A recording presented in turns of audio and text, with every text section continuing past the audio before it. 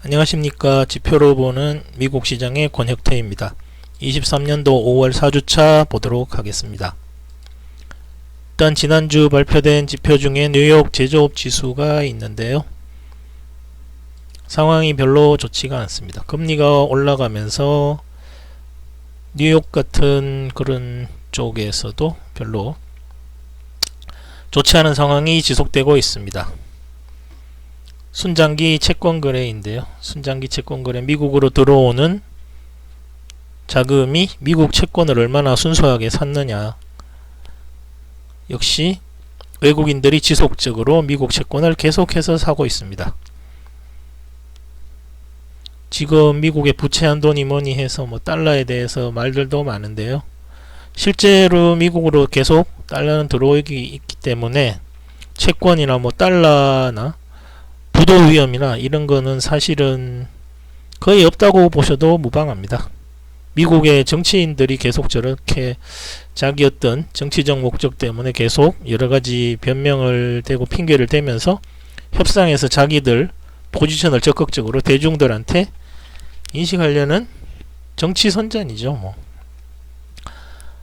앨런 장관은 6월 1일이 마지막 날이라고 그랬는데 그 전에 대부분 다 디폴트 관해서는 크게 대부분 다 미국 언론들을 보면 다 통과될 것으로 다들 보고 있습니다.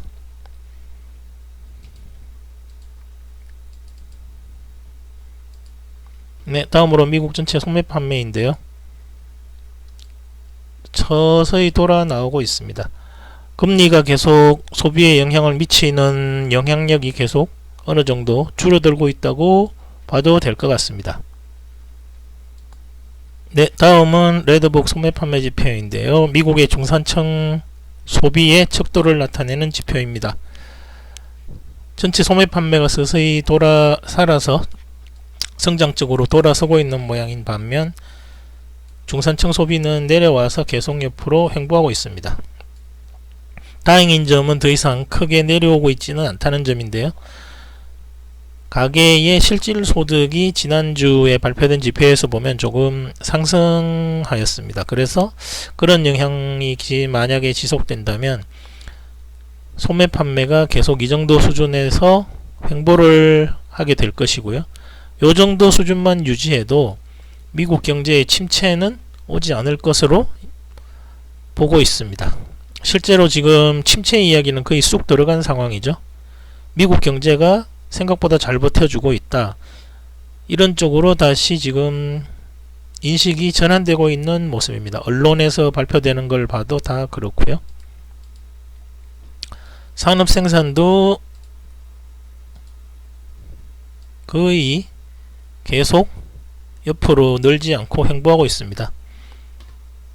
당연히 현재와 같은 경기 침체 우려와 금리가 높아가서 기업의 어떤 조달 비용이 높은 상황에서는 생산을 늘리기도 부담스럽겠죠. 당연히 기업들 입장에서. 주택담보대출 금리도 옆으로 계속 횡보하고 있습니다. 시장에서는 빨리 내려올 것으로 연전에는 봤었는데 연준 입장이 워낙에 강하고 인플레가 확실하게 감소하는 모습을 보이지 않는다면 올해는 금리 인하는 없다고까지 아예 못을 박아두고 있는 모습입니다.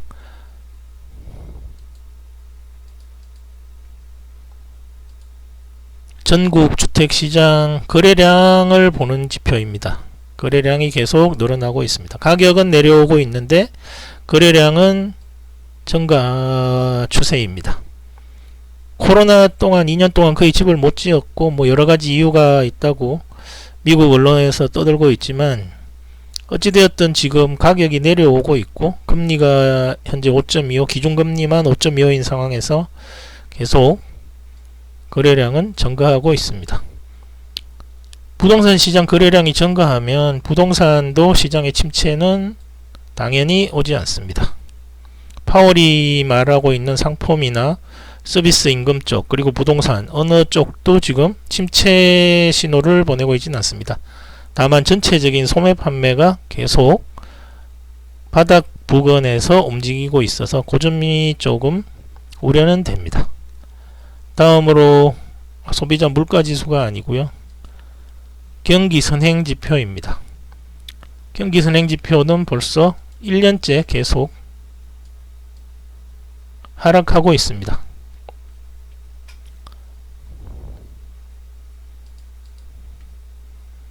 네, 다음으로 2년물 채권 선물과 나스닥 인덱스를 보겠습니다. 보면 금리는 또 계속 올랐습니다. 이런 금리도 오르면서 시장도 오르는 이런 모습은 경기 화랑 시에나 나타나는 모습입니다. 지난주에 거의 금리도 내리고 시장 인덱스도 내리고 이런 모습은 거의 경기 그냥 최악일 때 나타나는 지표들의 모습인데요. 지금 시장이 금리와 물가가 아주 균형점, 교차점을 만들면서 정말 지표들이 많이 복잡스럽고 혼조스럽게 나타나고 있습니다. 선물은 금리가 2년 선물은 4.2%까지 올랐고요. 아주 급등을 했습니다. 이 정도 되면 시장은 옛날 같으면 급락을 해야 정상인데 시장 빅테크 위주로 부채 한도 협상까지 잘 될 거라고 나오면서 아주 시장이 올라가고 있습니다. 시장이 금리를 올려도 버텨줄 거라고 다들 보고 있는 모습입니다. 그래서 이번 주는 횡보를 예측하고 있습니다. 전체적으로 리스크가 줄어드는 쪽으로 시장이 움직이고 있기 때문에 시장은 크게는 상승 쪽으로 보고 있습니다만 지난주 상승도 그렇고 이번 주는 조정 내지는 횡보를 하면서 마감할 것으로 보여집니다. 지금 시장은 인공지능 이쪽 대형 기술주 위주 마이크로소프트, 구글, 그리고 병렬 처리 프로세서, 엔비디아 이 정도 대형 기술주만 주로 상승하고 있습니다. 그리고 파월도 지난 버냉키와의 대담에서 금리 인상을 할 필요가 없을 정도로 상황이 괜찮다 이런 식으로 약간 발언을 아주 부드럽게 했습니다. 부채 한도 협상도 타결 가능성이 높다고 언론에서 나오고 있고요.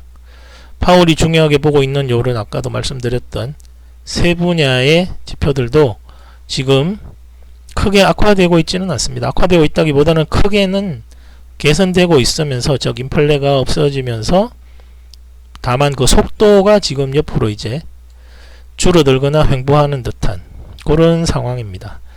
결론적으로 시장 위험 요인은 대부분 해소되고 있고요. 상당 부분 해소되었고 은행 리스크만 조금 남아있는 상황입니다. 그런데 은행도 파월이 지난 3월 기자회견에서 약 6개 정도 위험할 수도 있다. 한 그 정도 은행만 지금 그리고 뭐 패괴스트라든지 이런 몇몇 은행들이 지금 주가가 어지럽게 움직이고 있습니다.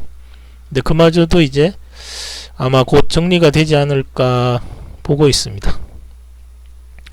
네, 그래서 이번 주는 큰 흐름 상승 쪽이고요. 주간 단위로는 조정 내지 횡보 이렇게 보고 있습니다. 네, 감사합니다. 마치겠습니다.